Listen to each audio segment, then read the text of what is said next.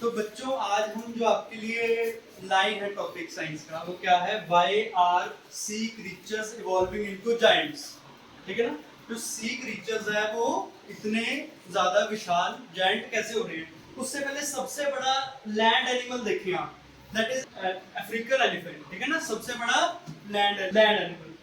इसका कंपैरिजन देखें आप सी के सबसे बड़े एनिमल से, दैट इज ब्लू व्हेल। अब कंपैरिजन देखें कि ब्लू व्हेल जो है अफ्रीकन एलिफेंट उसकी पूंछ के बराबर है। ठीक है ना, इक्वल टू इट्स टेल। तो जो हमारा आज का टॉपिक है वो ये है कि क्या एडवांटेज है एक्वेटिक एनिमल्स को, एक्वेटिक ऑर्गेनिजम्स को, कि वो इतने ज्यादा जायंट हो रहे हैं। ठीक है ना, लैंड एनिमल्स के मुकाबले। और दूसरा आपके लिए example, this is giant jellyfish.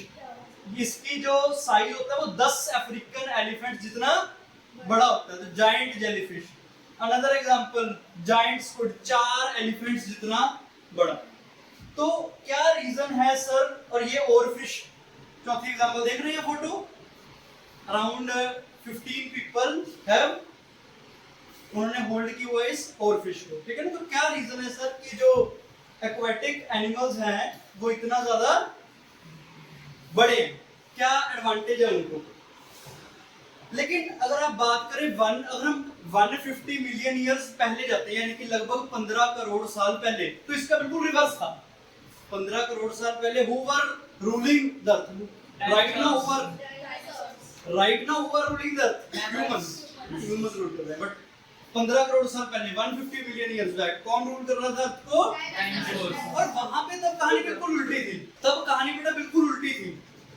Dinosaurs, we had Tyrannosaurus, बड़े बड़े हमारे पास डायनासोर्स थे। और तब सी के जो ऑर्गेनिजम्स थे वो छोटे होते थे। तो ये दो क्वेश्चंस का हम आंसर करने की आज कोशिश करेंगे।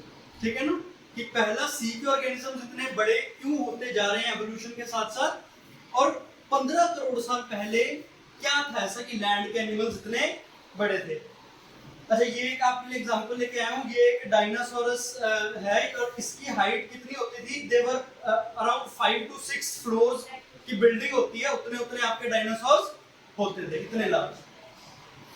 तो ये दो क्वेश्चंस का हम आंसर करेंगे आज, कि सी के एडवांटेज दे रहे हैं और 15 करोड़ साल पहले क्या चीज नहीं थी। तो हम चलते हैं बेटा 2023 की स्टडी में। तो एक साइंटिस्ट है आपके फिलिपी सिल्विया, उन्होंने ये जानने की कोशिश की कि भाई वाटर में ऐसा क्या है जो एयर में नहीं। वाटर में ऐसा क्या है कि shark, blue whale, giant squid, giant jellyfish, ये जो ऑर्गेनिजम्स है दे आर ऑल एक्वाटिक। और जो सर लैंड का एनिमल है African elephant, it is equal to the tail of blue whale. ठीक है ना। तो उन्होंने ये जानने की कोशिश की यूनिवर्सिटी ऑफ सीडेड में, जो साइंटिस्ट है आपके फिलिपी सिल्विया, कि भाई ऐसा क्या हो रहा है पानी के अंदर, क्या एडवांटेज दे रहा है। तो इन्होंने क्या किया, इन्होंने कहा कि हम जो एक्सपेरिमेंट करेंगे ना अपना, वो सी मैमल्स पे करेंगे, क्योंकि आपके लैंड के जो बड़े बड़े ऑर्गेनिज्म हैं दे आर नॉट इंसेक्ट्स। क्या इंसेक्ट्स हैं? दे आर मैमल्स, है ना। आपका हिप्पो है, एलिफेंट है, लायन है, तो दे आर मैमल्स। तो इन्होंने क्या किया, 19 मैमल्स की स्पीशीज लेने का फैसला किया। जो आपका सी है उसमें से 19 मैमल्स, और कोई ऐसे वैसे मैमल्स नहीं जिनकी लेंथ 10 मीटर से बड़ी है। कौन से मैमल्स लिए इन्होंने? 10 मीटर। अब 10 मीटर का आपको आइडिया दे दूं, 10 मीटर कितना होता है आपका 6 फीट 6 इंचेस का जो इंसान होता है। ठीक है ना, 10 मीटर आप लगा लो, 6 फुट 6 इंच के 5 बंदे आप रख लो, उससे बड़ा मैमल होगा तो इन्होंने अपनी स्टडी में इंक्लूड किया। तो उन्होंने 19 सैंपल लिए। ये कुछ सैंपल की फोटो में आपके लिए लेके आया हूं जो इन्होंने अपनी स्टडी के अंदर लिए, ये चेक करने के लिए इन मैमल्स की जीन्स में, इनके डीएनए में, और हमारे जो यहाँ मैमल्स हैं, लार्ज मैमल्स, उनके डीएनए में क्या डिफरेंस है। तो इन्होंने देखा कि जो मैमल्स होते हैं, चाहे वो सी के हो चाहे वो लैंड के हो, इनमें 9 ग्रोथ जीन्स ही होते हैं। आपकी बॉडी में आपको पता है जीन्स होते हैं, हर एक चीज का जीन होता है। आपकी स्किन के कलर का, आपके फेस स्ट्रक्चर का, आपकी आईज के कलर का, हर चीज का जीन होता है। वैसे ग्रोथ का भी जीन होता है। टोटल मैमल्स के अंदर जो ग्रोथ के जीन्स हैं वो 9 है, मतलब 9 ग्रोथ के जीन्स पाए जाते हैं। और अलग अलग मैमल्स जो हैं इनके अंदर अलग अलग कॉम्बिनेशन होते हैं, इनके अंदर अलग अलग, जैसे ये आपके पास दिख रहे हैं 9 जीन्स हैं। अब ये आपका एलिफेंट है, इसके अंदर 7 और 1 का कॉम्बिनेशन है, मतलब 7th जीन है और 1 जीन है। मतलब अगर आपका मैमल है तो कम से कम उसको 2 ग्रोथ जीन चाहिए और वो इनका कोई भी कॉम्बिनेशन हो सकता है, ठीक है ना। ये थी लैंड मैमल्स की कहानी। एक्वाटिक मैमल्स में उन्होंने क्या देखा कि जितने भी आपके लार्ज मैमल्स हैं उनके अंदर 2 जीन्स नहीं है, उनके अंदर मिनिमम 4 ग्रोथ जीन्स आ रहे हैं। जो ग्रोथ जीन्स हैं उनके अंदर 4, यानी कि हमें इतनी एक चीज क्लियर होगी कि ये जो एक्वाटिक मैमल्स हैं, ऑर्गेनिजम्स हैं, ये ऐसे ही नहीं बड़े हो रहे, साइंटिफिकली इनके पास एडवांटेज है। साइंटिफिकली क्या है इनके पास एडवांटेज है। ये तो हमें पता लग गया कि उनके अंदर 4 ग्रोथ जीन्स है, हमारे अंदर सिर्फ 2 है। अब क्वेश्चन आया कि उनको ऐसा क्या एडवांटेज दे रहा है वाटर या पानी में, जो उनका एनवायरनमेंट है वो उनको क्या ऐसा एडवांटेज दे रहा है कि उनके अंदर 4 ये जो जीन्स है टाइम के साथ साथ आ गए, ठीक है ना। स्टडी करने के लिए एक और साइंटिस्ट आए और 1999 में इन्होंने क्या स्टडी की, इनका नाम था चुपेल। तो इन साइंटिस्ट ने क्या स्टडी की कि इस एवोल्यूशन का कारण क्या है। ये जो एवोल्यूशन हो रहा है, 2 से उनमें 4 जीन्स हो गए, इतने ज्यादा वो जायंट होते जा रहे हैं जो सी के क्रीचर्स हैं। आपको मैंने बताया डायनासोर्स के टाइम पे they were not as large. जो लार्जेस्ट क्रीचर था ना आपके वाटर का, it was equal to African elephant, यानी कि हमारा आज जितना लार्जेस्ट क्रीचर है लैंड का, उस वक्त वो लार्जेस्ट होता था सी का। और आज देखो कितना ज्यादा डिफरेंस आ गया, ठीक है ना। 1 blue whale is equals to 40 to 50 African elephants, इतनी ज्यादा वो बड़ी होती है। तो इन्होंने स्टडी करने की कोशिश की कि क्या रीजन है इसका। 1999 में तो इन्होंने क्या देखा, इन्होंने कहा कि मैं ना एक ऑर्गेनिज्म खाता हूं जो बड़ा कॉमन है, प्रॉन। सुनोगे प्रॉन सबने? 1900-2000 स्पीशीज है। तो उसने क्या किया, इस साइंटिस्ट चपेल ने 1800 स्पीशीज ले ली प्रॉन की।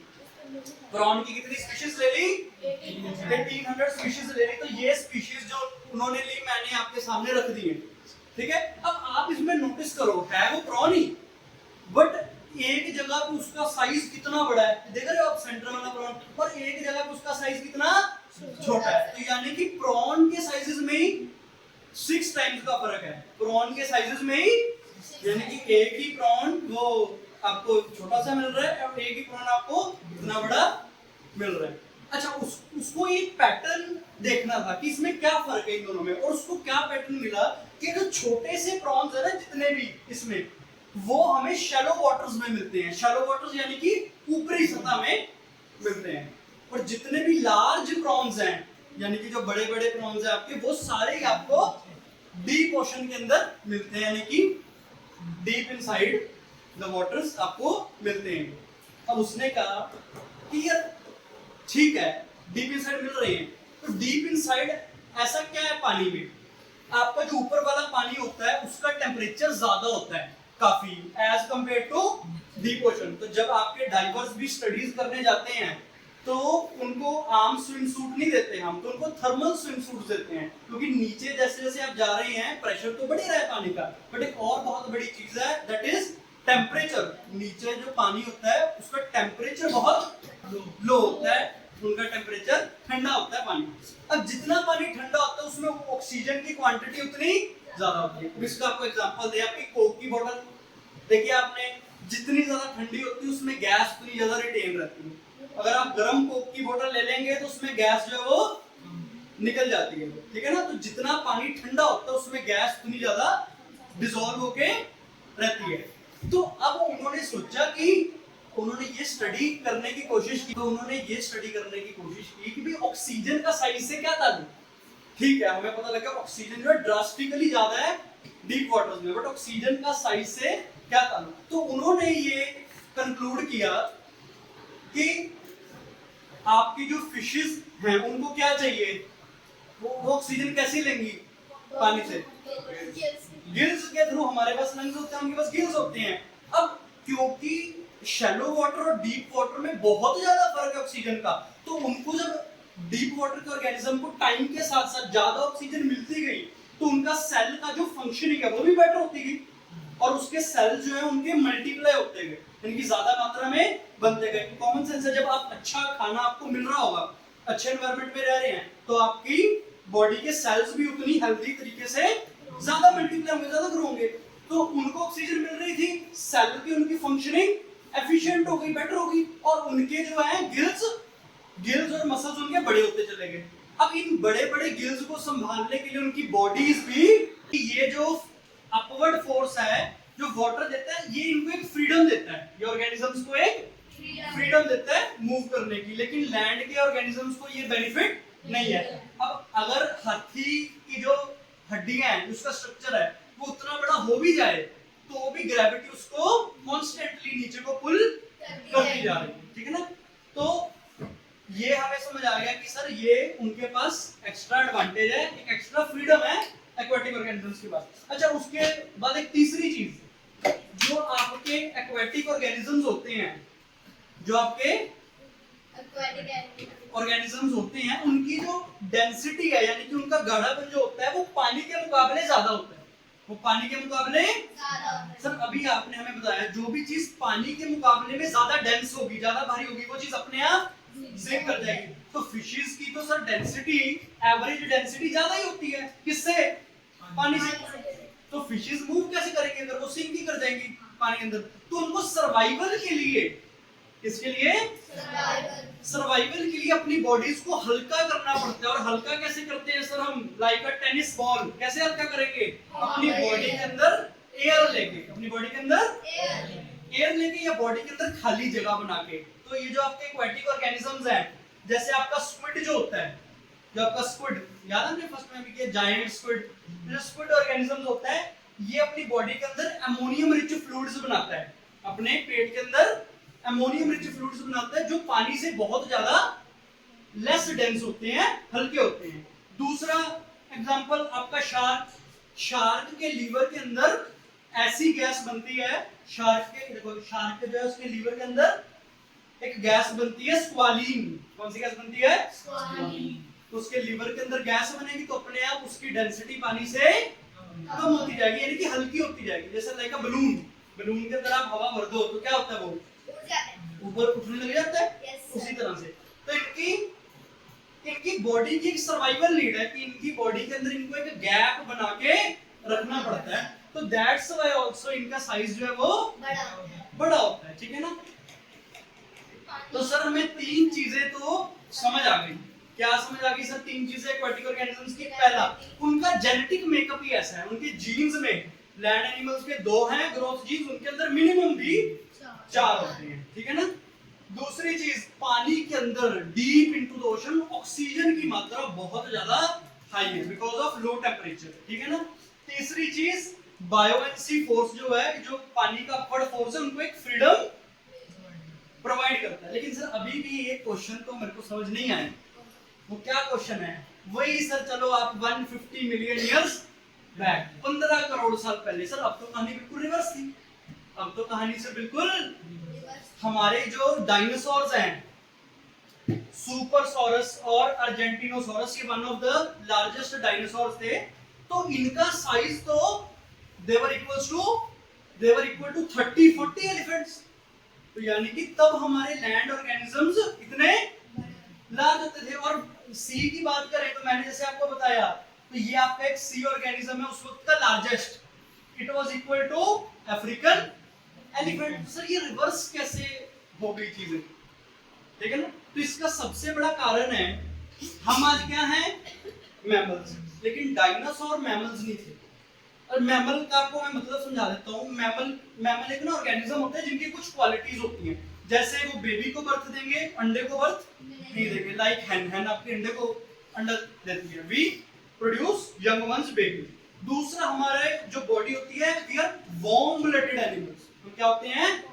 यानी कि हमारा खून गर्म होता है हिंदी में, यानी कि हमारी बॉडीज का टेम्परेचर मेंटेन रहना जरूरी है। हम जितनी मर्जी ठंड वाले एनवायरनमेंट में चले जाएं, हमारी बॉडी का टेम्परेचर मेंटेन रहना जरूरी है। अगर ये कम होगा तो हमारी बॉडी को बुखार हो जाएगा, तो हमारी बॉडी सर्वाइव नहीं करेगी। यानी कि आप कुछ कर रहे हो या नहीं कर रहे हो, आप अगर बैठे भी हो तो आपकी बॉडी बहुत ज्यादा एनर्जी वेस्ट कर रही है। क्यों वेस्ट कर रही है? बॉडी का टेम्परेचर मेंटेन करने के लिए। जैसे एसी करता है ना, एसी एनर्जी यूज करता है, बिजली यूज करता है रूम का टेम्परेचर मेंटेन रखने के लिए। आपका 24 hours life time AC on है। हमारी बॉडी इस टेम्परेचर मेंटेन करती है, लेकिन dinosaurs were cold blooded animals. उनकी ये प्रॉब्लम नहीं थी कि वो उन्होंने अपनी बॉडी का टेम्परेचर मेंटेन रखना है। यानी कि उनका ये जो सिस्टम है, हार्ट हो गया, हमारी स्टमक हो गया, ये जो हमारा सिस्टम है वो बड़ी बॉडी के साथ भी काम कर सकता था, क्योंकि उन्होंने 24 आवर्स ये एनर्जी मेंटेन वाला काम नहीं करना। सर क्या यही रीजन था? नहीं, और भी बड़ा रीजन था। उस वक्त जब अर्थ बन रही थी तो कार्बन डाइऑक्साइड की मात्रा, जो व्हाइट लाइन आपको दिख रही है, ये एबनॉर्मली हाई थी। कार्बन डाइऑक्साइड की मात्रा एबनॉर्मली ज्यादा थी हमारे एनवायरनमेंट में। और कार्बन डाइऑक्साइड की मात्रा ज्यादा होने से क्या हुआ?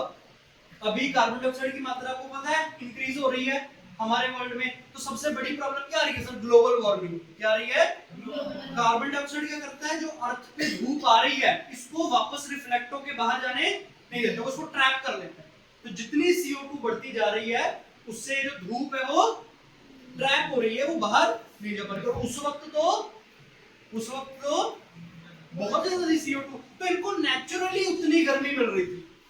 तो नेचुरली इनको ये सोलर जो हीट आ रही है उसको ट्रैप कर लेती थी CO2, और इतने टाइम पीरियड तक इनको नेचुरल गर्मी मिलती रही। बट सी एनिमल्स को ये एडवांटेज नहीं था, क्योंकि सी एनिमल्स देखो बहुत ज्यादा, अब जितना आपका एयर ठंडी होती है उतना ज्यादा पानी ठंडा या गर्म नहीं हो सकता। तो एयर तो गर्म थी क्योंकि solar heat carbon dioxide trap कर रही थी। बट आपके लैंड एनिमल्स को ये एडवांटेज नहीं था। ठीक है, तो होप आपको आज की रिसर्च अच्छी लगी होगी, और हम चाहते हैं कि हमारे स्टूडेंट्स भी इस तरह की डिस्कशंस करें rather than only academic syllabus. Thank you बेटा, आई एक्सपेक्ट क्लैरिटी।